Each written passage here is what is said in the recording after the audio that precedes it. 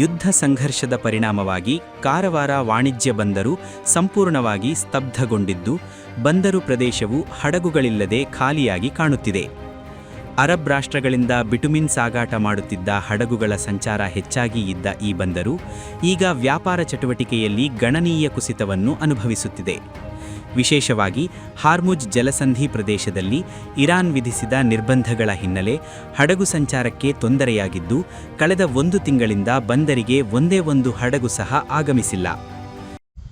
ಅದೇ ನಿಮ್ಗೆಲ್ಲರಿಗೂ ಗೊತ್ತಿರೋಂಗೆ ಈಗ ಬಿಟುಮಿನ್ ವೆಸಲ್ಲು ಕಾರವಾರ ಪೋರ್ಟಿಗೆ ಬಂದು ಮಾರ್ಚ್ 2ನೇ ವಾರದಲ್ಲಿ ಕಾರವಾರ ಪೋರ್ಟಿಗೆ ಬಿಟುಮಿನ್ ವೆಸಲ್ ಬಂದಿತ್ತು. ಮಾರ್ಚ್ 2ನೇ ವಾರದಿಂದ ಇಲ್ಲಿವರೆಗೂ ಯಾವುದೇ ರೀತಿಯ ಬಿಟುಮಿನ್ ವೆಸಲ್ಲು ಕಾರವಾರ ಪೋರ್ಟಿಗೆ ಬಂದಿಲ್ಲ. ನಾಟ್ ಓನ್ಲಿ ಬಿಟುಮಿನ್ ವೆಸಲ್ಲು, ಈ ಯಾವುದೇ ರೀತಿಯ ಎಡಿಬಲ್ ಆಯಿಲ್ ವೆಸಲ್ ಆಗಿರಲಿ, ಯಾವುದೇ ರೀತಿಯ ರಾಕ್ ಫಾಸ್ಫೇಟ್ ವೆಸಲ್ಲು ಆಗಿರಲಿ ಬಂದಿಲ್ಲ. ಓನ್ಲಿ ಒಂದು HSD ವೆಸಲ್ ಬಂದು ಹೋಗಿತ್ತು, ಅದು IOCL, ಅದೇನು ಇಂಡಿಯನ್ ಡಿಫೆನ್ಸ್ಗೆ ಏನು ಸಪ್ಲೈ ಮಾಡ್ತಾರೆ ಅದೊಂದೇ ವೆಸಲ್ ಬಂದೋಗಿತ್ತು. 17ನೇ ತಾರೀಕು ಮಾರ್ಚ್ 17ನೇ ತಾರೀಕು ಸುಮಾರು ಬಂದಿತ್ತು. ಅದಾದ ನಂತರ ಇಲ್ಲಿವರೆಗೂ ಯಾವುದೇ ರೀತಿಯ ಪೆಟ್ರೋಲಿಯಂ ಪ್ರಾಡಕ್ಟ್ ವೆಸಲ್ಲು ಕಾರವಾರ ಪೋರ್ಟಿಗೆ ಬಂದಿಲ್ಲ. ಇದು ನಿಮಗೆಲ್ಲ ಗೊತ್ತಿರೋಂಗೆ ಕಾರವಾರ ಪೋರ್ಟು ಈಗ ಎಲ್ಲ ಪೋರ್ಟ್ಗಳು ಕಂಪೇರ್ ಮಾಡಿದ್ರೆ ಕಾರವಾರ ಪೋರ್ಟಿಗೆ most of the vessels bitumen ವೆಸಲ್ಲೇ ಬರೋದು. ಇಲ್ಲಿ ಎಷ್ಟು ನಾವೆಲ್ಲ ಬೇರೆ ಪೋರ್ಟ್ಗಳಿಗೆಲ್ಲ ಹೋಗಿ ಮಾತಾಡಿದಾಗ ನಿಮ್ದೇನಪ್ಪ ನಿಮ್ಮ ಪೋರ್ಟಿಗೆ ಬರೀ ಬಿಟುಮಿನ್ನೇ ವೆಸಲ್ ಬರೋದು, ಬಿಟುಮಿನ್ ವೆಸಲ್ ಬರೋದ್ರಿಂದಾನೇ ನಿಮ್ಮ ಪೋರ್ಟ್ ನಡೀತಾ ಇದೆ ಅಂತ ಹೇಳ್ತಾರೆ. ಬಟ್ ಆದರೆ ಅವ್ರದ್ದು ಏನೋ ಕಣ್ಣು ಬಿತ್ತೋ ಏನೋ ಗೊತ್ತಿಲ್ಲ, ಅವಾಗಿಂದ ಏನೋ ಇದುವರೆಗೂ ವೆಸಲ್ಲೇ ಬಂದಿಲ್ಲ. ಇದನ್ನೇ ಬಿಟುಮಿನ್ನೇ ನಂಬ್ಕೊಂಡ್ಬಿಟ್ಟು ಬಹಳಷ್ಟು ಜನರು ಇದೇ ಫೀಲ್ಡ್ನಲ್ಲಿದ್ದಾರೆ. ಕೆಲವೊಬ್ರು ಟ್ರೇಡಿಂಗ್ ಮಾಡ್ತಿದ್ದಾರೆ, ಟ್ರಾನ್ಸ್ಪೋರ್ಟೇಷನ್ ಹಾಕೊಂಡಿದ್ದಾರೆ, ಟ್ಯಾಂಕರ್ ಲಾರಿಗಳನ್ನು ಹಾಕೊಂಡಿದ್ದಾರೆ. ಅವ್ರೀಗ ಏನು ಇಲ್ದೇನೆ ಗಾಡಿಗಳನ್ನು ಹಾಗೆ ಖಾಲಿ ನಿಲ್ಸಿಟ್ಟಿರೋದ್ರಿಂದ ಅವರು ಮಂತ್ಲಿ ಏನು ಬ್ಯಾಂಕ್ಗಳಿಗೆ EMI ಕಟ್ಟಬೇಕಿತ್ತು, ಅದರಿಂದ ತುಂಬ ಸಂಕಷ್ಟದಲ್ಲಿದ್ದಾರೆ. ನಮಗೆ ಫೋನ್ ಮಾಡಿಬಿಟ್ಟು ಟ್ರಾನ್ಸ್ಪೋರ್ಟರ್ ಆಗಿರಲಿ, ಟ್ರೇಡರ್ಗಳಾಗಲಿ ಹೇಳ್ತಾರೆ, ಅಣ್ಣ ಏನು ಮಾಡೋದು, ಗಾಡಿ ನಾವು ಖಾಲಿನೇ ಇಟ್ಕೊಂಡಿದ್ದೀವಿ, ಯಾವುದೇ ರೀತಿ ನಮಗೇನು ಬಿಟುಮಿನ್ ಸಾಗಿಸ್ಲಿಕ್ಕೆ ಆಗ್ತಾ ಇಲ್ಲ, ಬಿಟುಮಿನ್ ಸೇಲು ಆಗ್ತಾ ಇಲ್ಲ ಅಂಥೇಳಿ ಅವರು ಕೊರಗ್ತಾ ಇದ್ದಾರೆ. ದೇವ್ರ ದಯೆಯಿಂದ ಆದಷ್ಟು ಬೇಗ ಈ ವಾರ್ ನಿಂತುಬಿಟ್ಟು ಬಿಟುಮಿನ್ ವೆಸಲ್ಗಳು ಬಂದುಬಿಟ್ಟು ಎಲ್ಲರಿಗೂ ಒಂದು ಖುಷಿ ಸಂಗತಿ ಬರಲಿ ಅಂತೇಳಿ ನಾವು ಕೇಳ್ಕೊತಾ ಇದ್ದೀವಿ.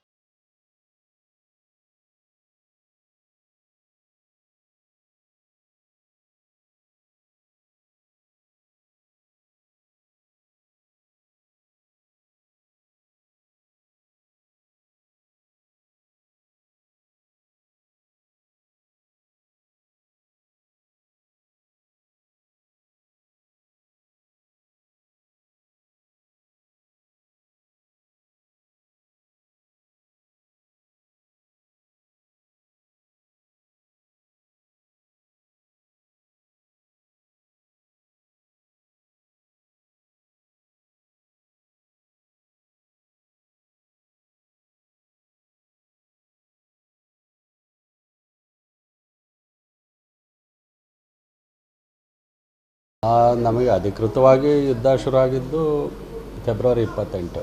ಸೊ ಹಾಗಾಗಿ ಫೆಬ್ರವರಿ ತಿಂಗಳಲ್ಲಿ ನಮಗೇನು ಯಾವುದೇ ವೇರಿಯೇಷನ್ಸ್ ಏನಿಲ್ಲ. ಸೊ ಯೂಶ್ವಲಿ ಮಾರ್ಚಲ್ಲಿ ಏನಾಗ್ತಿತ್ತು, ನಮಗೆ ಒಂದು ಯೂಶ್ವಲಿ 10ರಿಂದ 12 ಶಿಪ್ ಬರ್ತಾಯಿತ್ತು. ಸೊ ಇವಾಗ ಒಂದು 5 ಶಿಪ್ ರಿಸೀವ್ ಆಗಿದೆ. ಮೇಯ್ನಾಗಿ ಇಲ್ಲೇನಪ್ಪ ಅಂತಂದರೆ ನಿಮಗೆ ಯುದ್ಧದಿಂದ ಇದಾಗಿರೋದು ಇದ್ರದ್ದು ಏನೋ ಗ್ಯಾಸ್ ಇದಕ್ಕೆ ಸಂಬಂಧಪಟ್ಟಂಗೆ ಅದನ್ನು ನಾವು ಡೀಲ್ ಮಾಡ್ತಾಯಿಲ್ಲ ಇಲ್ಲಿ.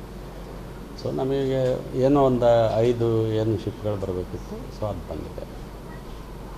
ಬಿಟುಮಿನ್ ಅಲ್ಲಿಂದ ಬರ್ತಾ ಇತ್ತು, ಇವಾಗ ಬರ್ತಾ ಇಲ್ಲ ಅಲ್ಲ, ಅದೇ ನಾನು ಹೇಳಿದ್ದು. ಸೊ ಒಂದು 10ರಿಂದ 12 ಶಿಪ್ ಬರಬೇಕಿತ್ತು, ಅದರಲ್ಲಿ ಒಂದು 5 ಶಿಪ್ ಬಂದಿದೆ ಅಂತ ಅಷ್ಟೇ. ಕಾರವಾರಕ್ಕೆ ಯಾವ ಕಡೆಯಿಂದ ಹೆಚ್ಚು ಶಿಪ್ಗಳು ಬರ್ತಿತ್ತು? ಮಿಡ್ಲ್ ಈಸ್ಟ್ ಆ ಕಡೆಯಿಂದ ಬರ್ತಿತ್ತು?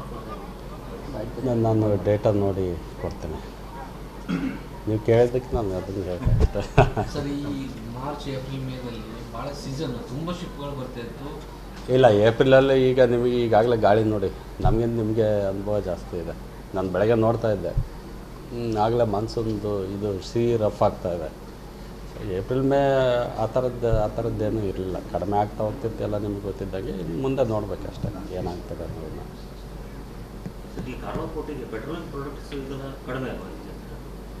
ನೇವಿಗೆ ಬರ್ತಕ್ಕಂಥದ್ದು ಬರ್ತಾಯಿದೆ, ಅದು ಬಂದಿದೆ.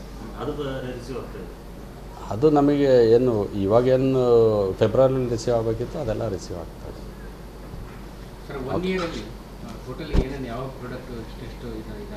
ಇಲ್ಲ, ಅದು ನಾನು ಡೇಟಾ ನೋಡಬೇಕು, ಡೇಟಾ ನೋಡಿ ಹೇಳಬೇಕು. ಅದನ್ನು ನೋಡಿ ನಾನು ಬೇಕಾದ್ರೆ ಹೇಳ್ತೇನೆ. ಒಟ್ಟಾರೆ ಜಾಗತಿಕ ರಾಜಕೀಯ ಉದ್ವಿಗ್ನತೆ ಸ್ಥಳೀಯ ಆರ್ಥಿಕತೆಯ ಮೇಲೆ ಎಷ್ಟು ಗಂಭೀರ ಪರಿಣಾಮ ಬೀರುತ್ತದೆ ಎಂಬುದಕ್ಕೆ ಕಾರವಾರ ಬಂದರು ಈಗ ಸ್ಪಷ್ಟ ಉದಾಹರಣೆಯಾಗಿದೆ.